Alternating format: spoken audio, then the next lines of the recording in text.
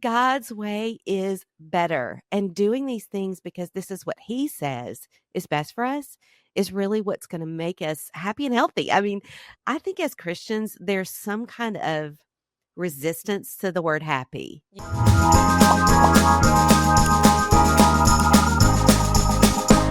Jeanine, welcome to Let It Shine. I'm so glad you're here. Thank you, Angie, for having me on. I'm excited to be here. This was such an easy yes for me. I'm telling you, the minute I got your book and your pitch in my inbox, and I saw that it was Becoming Happy and Healthy, I was like, this is a no-brainer that I want to talk to you. And I love your podcast. I've been listening to it. And I feel like we are running kind of parallel podcasts. It's interesting how you are talking a lot about growth, spiritual growth, body growth, like just growing in all areas. And so am I. That's what I'm doing here on Let It Shine. So this is going to be a fun conversation. Well, I'm excited. Yes, I that really is my heart, is to help people thrive, to succeed, and to just be healthy in all aspects of life that God has called them to be. And so I'm praying I can do that today for your listeners. Yeah, that's great. One of the things you're big on is habits, and so am I. And so I want to talk about some of our favorite habits, like some of our non-negotiables. That's coming up. I thought we would just do like maybe our top 3. Heck yeah. And that's going to be fun. And I'm just thrilled that you are putting out this book. I think what's interesting about our podcast, even though we have very similar objectives on our shows, we have totally different audiences. So tell our listeners a little bit about your show, Happy and Healthy, and who you are targeting. Yeah, so I started Happy and Healthy July 2020. I sat and pondered for a bit. I said, what is it that everybody wants? And I came up with the title Happy and Healthy because truly that is what everybody wants. And Yeah. I do believe, though, as a Christian, really the better message would be, joy and fulfillment.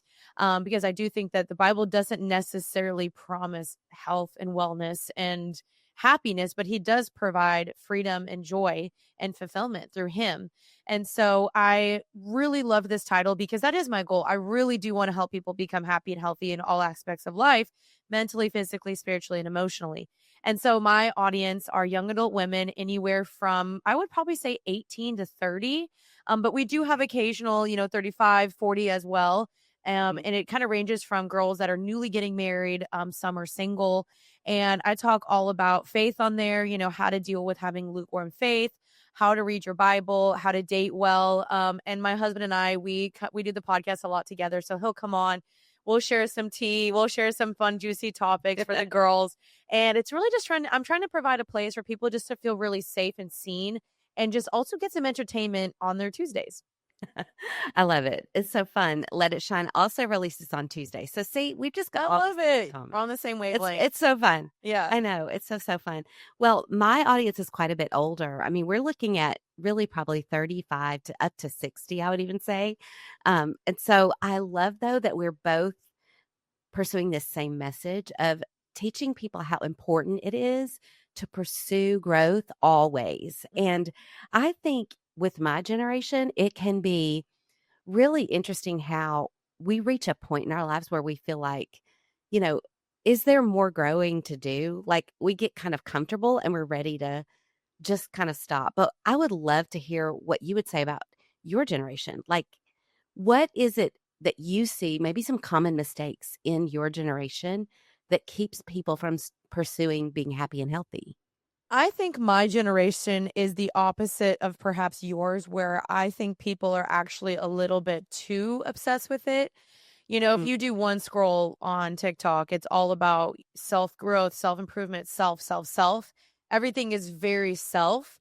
And while I'm on, the page of I want to help us better ourselves, I really do feel like you're not going to actually become happy and healthy without Christ. I think most things that people do in this generation is a lot of the new age stuff of manifestation and trying to really find these band-aids and these things that are going to improve their life. And yes, I definitely think, people are working on their habits, they're working on their health and their fitness and vitamins and all that stuff. But I think we're all trying to put band-aids on a God-sized hole in our hearts. And so really that's always been my message, is that, you can do all the working out, all the healthy eating, you can buy all the makeup, buy all the clothing. I love also fashion and beauty, But at the end of the day, it's got to come from a knowing of you already loved and valued and who God says you are. Because otherwise, I think all that stuff can be very temporal and fleeting. And so I think the problem with my generation is we're obsessed with ourselves. We're obsessed with growth. We're obsessed with trying to constantly improve, but we end up putting ourselves in a hamster wheel because we're constantly trying to find the next best thing. And we're missing the number one main thing, which is God. And so if people were to slow down and really genuinely realize like that's where you're going to find that completeness, that satisfaction that you're looking for, I think a lot of people would slow down and not look for external satisfaction to try to, solve all their problems in their heart and their lives. I think that's interesting because there are a lot of people who live their life really just checking off boxes. Like, I know that I should work out, or I know that I should read my Bible, or I know that I should, reach out to my neighbor. And so they do it because they feel like it's the right thing to do and maybe just check that box. But actually pursuing a lifestyle that incorporates these things because we know this is God's plan. Like, this is the better way. We were singing in church yesterday. We sang that song, Make Room. Do you know that song? Oh, I love that song so much. I love that song so much too. And the part when you get to the bridge and she says, your way is better. She just says, your way is better. And I just bawl every time because Same. yes. Why am I crying Because again? God's way is better. And doing these things because this is what he says is best for us is really what's going to make us happy and healthy. I mean, I think as Christians, there's some kind of resistance to the word happy. Yes. Like, we think we're supposed to not pursue happiness Mhm. or something like that. Have you run into that? Multiple times. I mean, you would not Tell me believe about it. Yeah. I've gotten quite a bit of lashback from pastors and authors that have either Mm. come on the podcast and they've seen, my sign and they've said, well, the Bible doesn't promise that, or, God doesn't call us to be happy. God calls us to be holy. And yes, I do agree with that's true, but I also do think that a byproduct is of following Jesus is happiness. I mean, yes, Yes. and joy can be just like happiness can be another word of joy. And so I don't think that God just wants us to suffer every single day. And he's like, you're a Christian, be persecuted. I think God, that is a byproduct of following Jesus, is that you do get happiness and constant joy no matter the circumstance. And so I have gotten pushback, but ultimately most of my listeners, that's what they want too. They want happiness and healthiness. Yeah, I totally agree. I think that you talk in your book about comparison, and I think that part of that dissatisfaction that leads to comparison comes from the fact that we think everyone else is happier than us. Like, we just don't realize that the same amount of happiness and joy is available to all of us as Christians as for someone else, as for you, as for me. Yes, I agree. Yeah, I definitely think that is something that's really difficult though, because someone might be sitting there wondering, well, why did they get this? Or how come they're happy and I'm not? And I do completely agree. I really feel like my book gives a practical guide on how to navigate that, whether that is your wellness and decisions that you make in friendships and dating and comparison. I mean, multiple facets of your life that I struggled with where I was like, why am I not happy? I went through the journey and I figured out that if I follow God's ways and as I'm maturing and I'm bringing people in and I'm taking wisdom and advice, I found that God's ways were better. And I share that in this book of how to help other people do that in a very practical way. Yeah, I think that's so great. Speaking of practical, habits are one of my favorite things to talk about. Yes. And you don't know this about me, Jeanine, but I went through a major, I guess, just habit forming season last year in 2023. On February 1st, I started a program called 75 Hard. I Oh, feel like you probably know about it. I've heard about it. I have not done it. I did my own version in January and it was very hard, but that's awesome. Congrats to you. Thank you. It was quite a feat for me. I talk about it on the podcast often because it was a fantastic tool that God used in my life to help me create some new habits and just to realize, honestly, to bring to light how my bad habits had led me completely down a path where I was not happy or healthy. And Mm. so, um, God used that as a tool in my life. And so now I love talking to people about their habits because I love getting new ideas. I love hearing what's working for other people. So I have at least 3 non-negotiables for me every morning.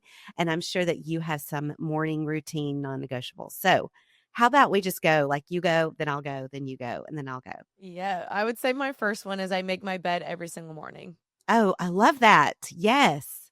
Have Why is to. that important? I really do feel like your room or your environment is a reflection of your mind. And to Yeah. me, if my house is not clean, my brain does not feel clean. And statistically, it's been said that people that make their bed tend to have more success and they are able to think more clearly. And so to me, I just like the way it looks. I mean, if my bed is not made, I walk into my room and I immediately feel stressed out.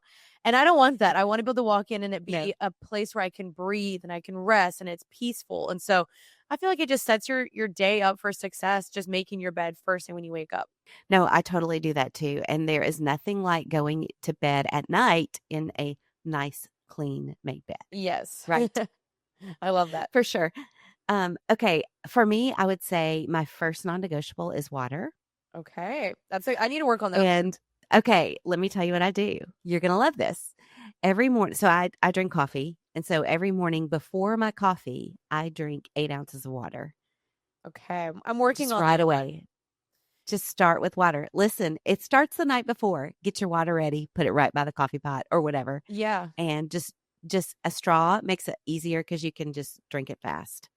That's Literally. right. Yes. Yes. So I don't know if you have one of Yeah, these, but of I don't know course. if you upload the video of this, but I have a Simple Modern bottle, and I know that Okay. James Clear talks about taking the path of least resistance. And so whatever you can do to remove as many steps as possible so that you want to do it more, do it. So if I just have this around my home, this is easy. It keeps the water cold already. I just grab it, I take it with me. I can easily drink 2-3 of these a day if I just bring this along with me. And so this is absolutely staple in, I think, maintaining a habit. And so get yourself a Simple Yeah, Modern. absolutely. I love it. But that water, when I was doing 75 hard, it was a gallon a day was how much they tell you to drink. And that was way too much. I Yeah. could never tell anyone to drink a gallon of water a day. That is Tough. too much. But I do try to drink at least 80 ounces a day. So Wow. and that's a lot. I know it's a Well, lot. that's why It's you got good 3. skin. Yeah, it does. I mean, there are so many benefits to water. And not only that, I've been in John 4 a lot and reading the woman at the well. And Yeah. when Jesus offers her living water, I just think it's so interesting because we think about the people in the Bible during that day and we never it never occurs to us that they didn't have a Stanley or a Simply Modern. They didn't have that. And water was something that was actually really hard to come by for them. And so, in fact, we've probably never even been as thirsty as they No. were at the time, when you think about that. And so, when Jesus said to her, I can offer you living water that will spring up inside of you and will never go dry, like you will never thirst again, he was saying to her, I give you something that is more powerful and more necessary for your life and healthiness than water. Mm. And that, can you imagine? She was probably like, that blows my mind, Yeah. you know? I've never even thought of And it that so, way too. That's so amazing because we're in America, the land of convenience. We can have our yeah. Stanleys and our Simple Moderns. And, I can't imagine walking miles every single day as I'm already so parched to just get a simple Mhm. cup of water. That's crazy. Thanks for that It thought. really is. It really is true. Okay, so you said you make your bed. I said drink water. Your turn. Come on, number 2. Yes. Number 2 is I read a chapter a day in my Bible every single morning. Awesome. Do you have a plan, like a way that you like to consume your Bible? Do you just sit down and read what's next? How does that work? No, so I actually do Bible challenges on my Instagram every single month. So I pick a book Oh, for I my love followers that. and I to read. And actually, this month we're reading John. So it's my Awesome. favorite book in the Bible. And we always start on the first of the month. So you'll literally read a chapter a day until you finish the book. Or if you do finish, then you'll start another one that I'll usually list off. And so every month we read another one. And this month we're doing the book of John. So I always know, usually the chapter correlates to the day. So today would be like John 18. So it's pretty Mhm. easy to remember. Yeah, that's awesome. So my next one is exactly the same, and it's the word before my phone. So Mm. Bible before phone.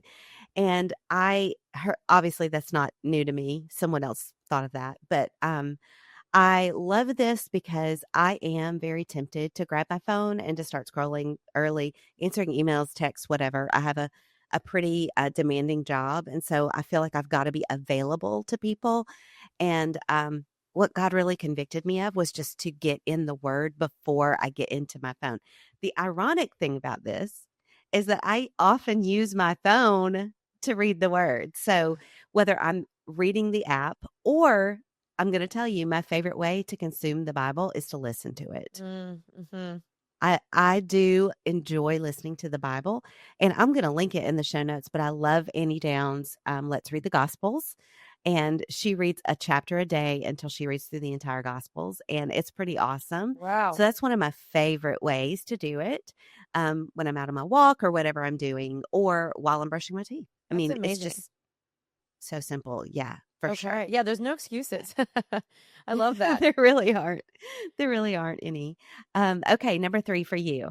Okay, so for me, number 3 would be at least 5 times a week, I'm trying to move my body at least minimum Yeah. 30 minutes a day.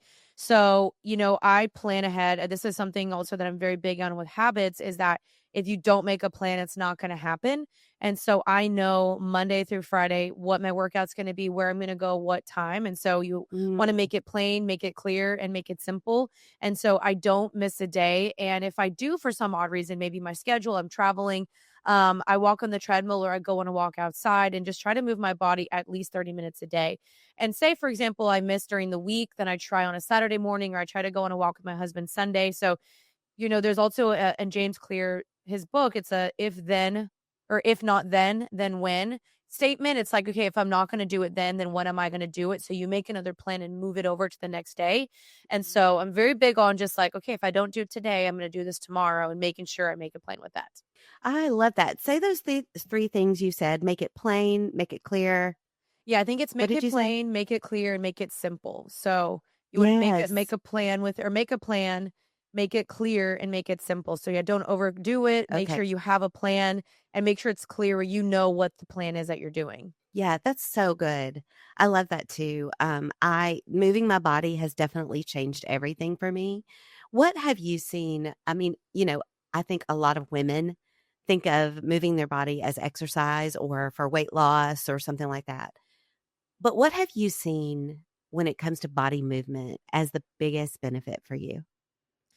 Truly, it's a clear mind. I really do Mm, think that exercise is linked to lower depression, lower anxiety, lower stress. And so I don't think that we should only view it as a means to lose weight, but I really think it's a means to connect with God, connect with your body. And I think movement is just so whatever that movement is for you. Some people could play soccer or play pickleball. My husband and I love to play pickleball. It's a way to connect with people, connect with your body, and use that time as a way to maybe process the emotions or the thoughts that you've been suppressing for a really long time. I like to just leave my phone at home, especially when I go on a walk with my husband, so we're not distracted, and just be mhm. present. I think that is so, so important. And what's cool though is like maybe you're doing it for the means of reducing stress, but really you're getting to also burn some calories, and it's just a little benefit. It's kind of habit stacking, as James Clear also says, or just a double whammy to get to work out with a friend, maybe, or going to walk with a friend while also moving your body. And so there's just so many benefits, not only just for weight loss, but just for lowered stress, especially for women when we're trying to find ways to lower stress in our bodies.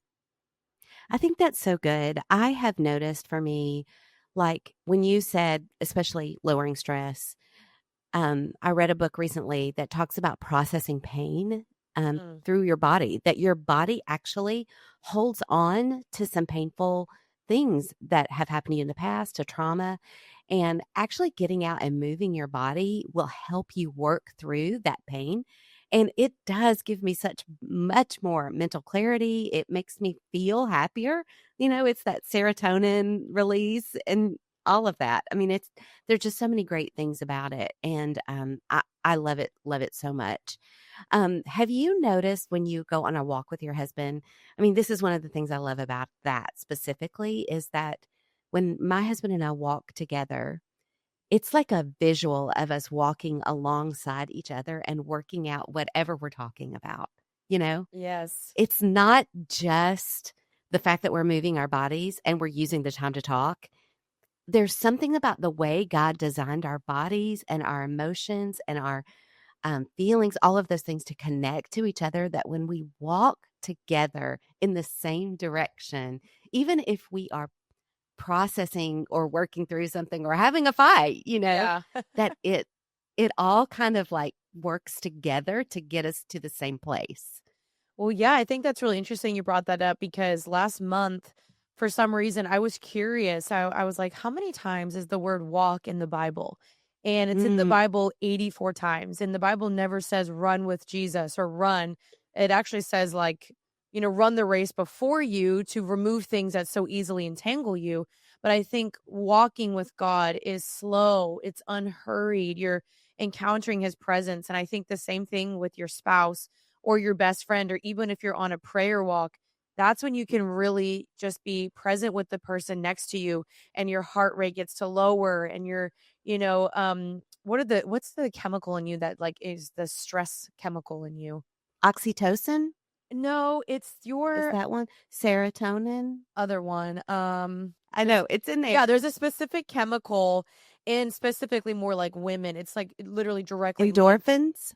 No, it's called it's even the nervous system, just everything just gets to calm Yeah, down. Your cortisol levels, I'd say cortisol, it lowers all I of agree. that. And so I think there's something there with walking with your person. And it is cool, like things that you have maybe not talked about in a week or a month. You're like, oh, where did that come from? And so I think it's really cool what happens when you slow down and allow your brain to kind of catch up finally with your body and it to reveal things that you have maybe suppressed or things that you kind of forgot about. And so, man, I love a good walk. I think there was this whole trend about like 2 years ago started called hot girl walks, and I was like, okay, I don't really like the Yes. name, but I liked the movement because I was like, this is great, encouraging everyone to go on walks. And I think so many women are finding their bodies to be more enjoyable and just overall their time when they go on a walk. Yeah, I'm telling you, before I did 75 hard last year, I looked at my activity app on my phone and I had maybe walked like a mile and a half all of January 2023. Wow. And then this year, January 2023, it was like, I don't know, I want to say 75 miles, something crazy like that. Wow. Yeah. It's insane. Like, Yeah. and I just feel so much better. And so I agree. It is literally one of my favorite things. But my number three habit, my non-negotiable is sunshine. So Oh. it goes hand in hand with walks, really, because I love to walk outside.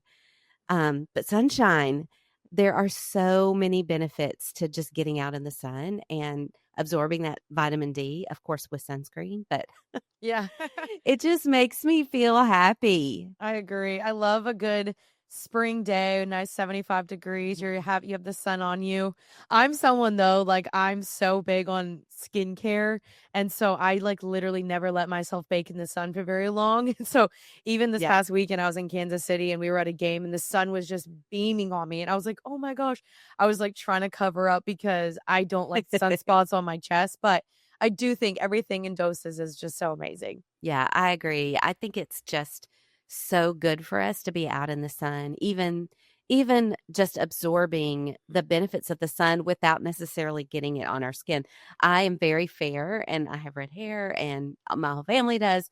And so we are very careful in the sun and wear lots of sunscreen and long sleeves and hats and all the things. So I agree with you on that, but I still love the sun. Yes. So yeah, it's just good for us. Yes. God just made it that way. Oh, it's time to be real. My Be Real just went off, everybody. Okay. Are you on Be Real? Oh, I deleted that about a year ago. I was like, I Oh, can't see. keep up. Okay, you're gonna be on mine. Let's Are do you it. good with it? Oh my gosh, Okay, we're doing absolutely. it. Okay, here we go. So fun. Okay, that was I fun. love it. Everybody, if you're this is March 18th when we're recording So this. So fun. you won't get to see the Be Real. But anyway, that was fun. So, okay, your new book, Becoming Happy and Healthy, is probably out by the time this podcast airs. I'm not exactly sure when it's going to air, but will you tell our listeners who is this book for?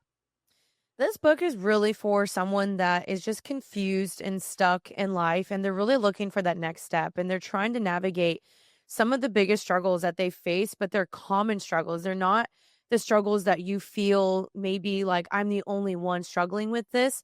This really is trying to help a wide variety of people have a tool and a guide they can go back to over and over when they're trying to navigate friendships and dating and body image and insecurities, comparison, decision making, adventure, budgeting. And there's so many different things in this book that I tried to provide practical topics.